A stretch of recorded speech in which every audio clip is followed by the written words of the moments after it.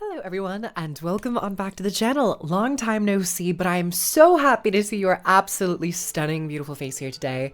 We haven't talked about Guild Wars 2 on this channel in some time, but we have been playing Guild Wars 2 and various other games over on my Twitch at KROOF_. So if you'd like to catch me streaming there on the weekends, feel free to head on over there. But today I thought it was very apropos to come on here and talk about the newest update, which is launching tomorrow, the 19th.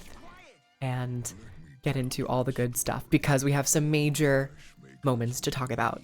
First and foremost, the raid and also the new Convergence. It's kind of like a 2-in-1 deal, and I'm really excited to see how they're going to execute on a raid since it's been like 5 or 6 years since we got the last one. So it's been a substantial amount of time. And yes, we have seen strike missions, which are kind of like single raid bosses, but we haven't had a new entire raid wing environment where they can tell that story in a much larger scale than what they can tell in a strike mission. So I'm particularly interested to see how all of this unfolds.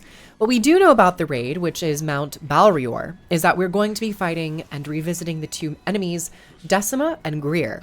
Decima is a bit more thunderous, strike damage, has something to do probably with like patterns and knowing when to place things from the mechanics that we know of right now. And then also with Greer, it's more about condition damage, boon corruption, and staying away from bad, poisonous, nasty fields.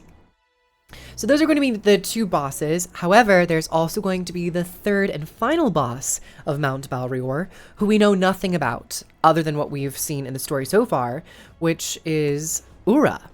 Now, they have labeled Ura as more of a Steam entity. What was I talking about? my friend just dropped off a blueberry crumble, and I have no idea where I left off.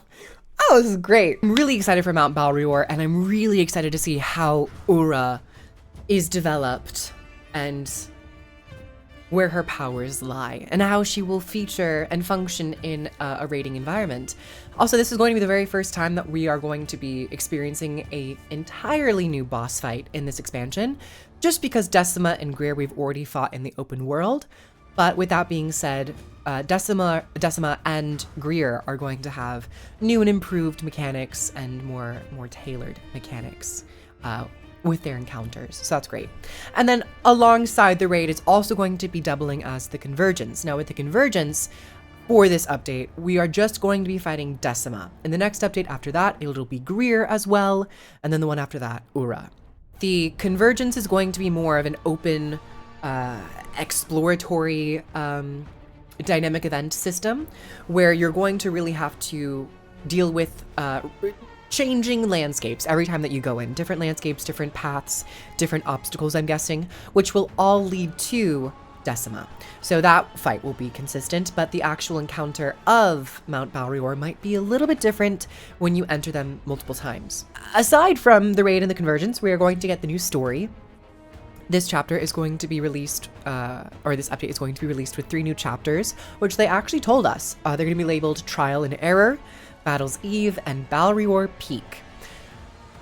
Just because of where we left off with the main story, I hope that we touch base with, of course, Waiting Sorrow and Isgarin.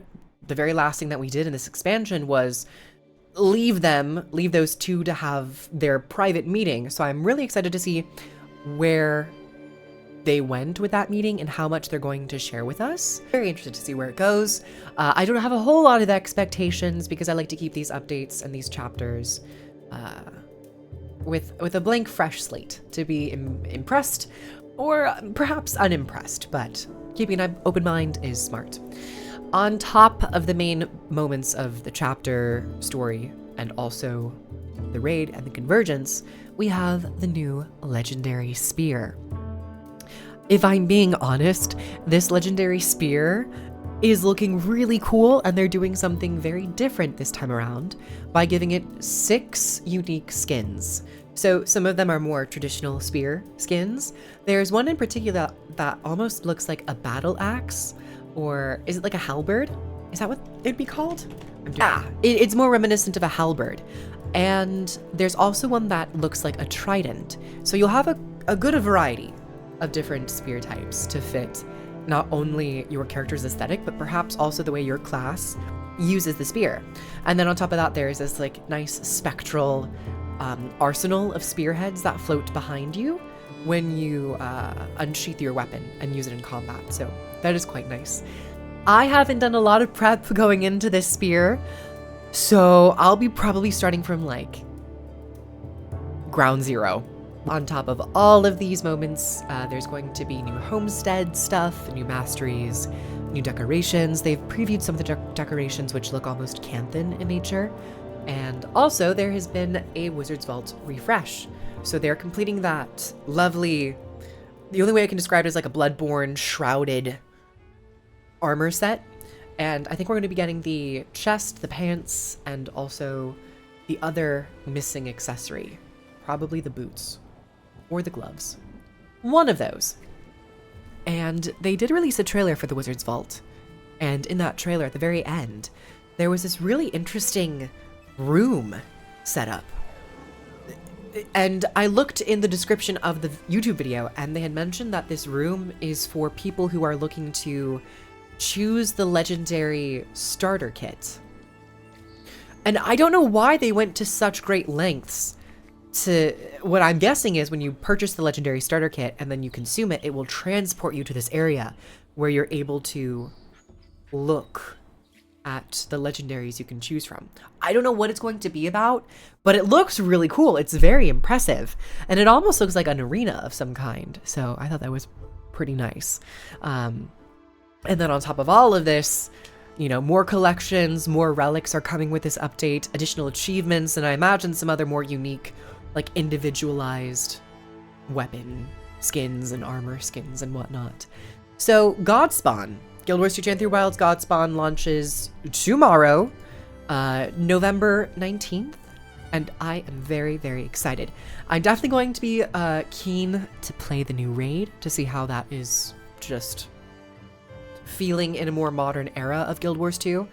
And they said that it's supposed to be a bit more beginner friendly and has been designed in a way where people can kind of just jump in with a little bit of structure, and they should be able to tackle those challenges, which I think is really smart.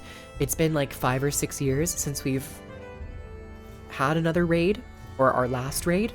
And so with that, there are plenty of people who have not raided since then, or new players to the game who have never actually, you know, attempted raiding. So in a weird way, it's like starting from scratch. And when we look at the very first raid for Guild Wars 2, the Veil, Spirit Veil, the Veil Guardian was maybe a little too tough, I think, for a very first raid boss. So I'm hopeful that they will have learned from their various years of producing endgame content. So I'm very excited and very, very intrigued as to how the challenge mode and then the subsequent legendary mode are going to feel with the raid.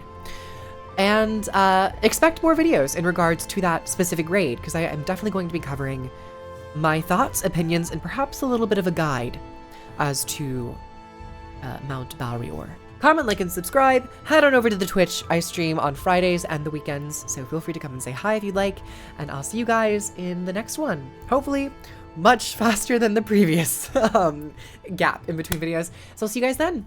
Bye, everyone. Get on my head. Get on my head.